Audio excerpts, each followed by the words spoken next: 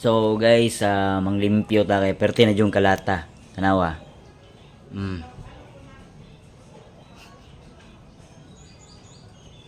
Hmm. Manlimpyo ta kay kalat kayo sa para di ta makasaba ni Mrs.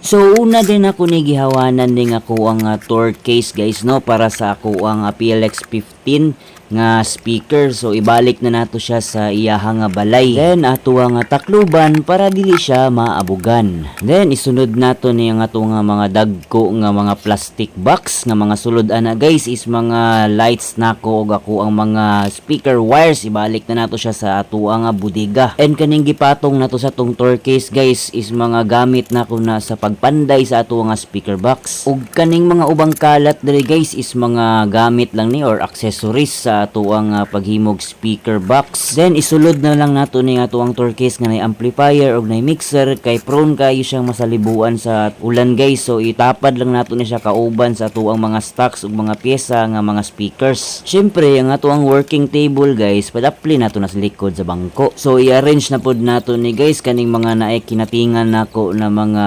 kahoy para sa paghimo na tog speaker box. So hawanan na lang nato na diha og atuan na lang siyang i-arrange. Ug ang mga basura guys sulod na nato diha sa silupin nga yellow. Alright. So ipatong na lang sa nako dira akong mga gipangkating na mga plywood guys no para sa paghimo na tog speaker box kay karong Sabado tug Domingo ato na po na siyang tirahon ug asimbulon. Ug natingala ko guys nganong daghan kay mig sapatos unsa man ni ako mga sakop. Uy mura man siguro nig mga octopus.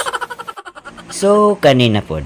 Alright. Actually guys, wala gini siya appeal sa ako ang limpyuhan guys no. Pero ingon manggod si Mrs. na ayo gidaw na siya butangi diyag mga gamit-gamit kay laeng gidaw tan-awon. O diba, limpyo na. Okay, next, kanina pong sa sala dapit guys, ang mga bag diri nga nagtapok, ato na ni silang panghipuson og atoan na ni silang ibutang sa atuang budiga. Taas sa ato eh. So last na gyud ni siya guys no. Alright. So, mananagyod tao limpyo.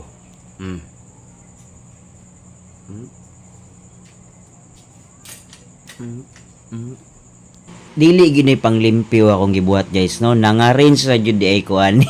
Oh, ana guys, so plaster lang yun ang mga gamit din na para mura gyapog hinlo ba di ba?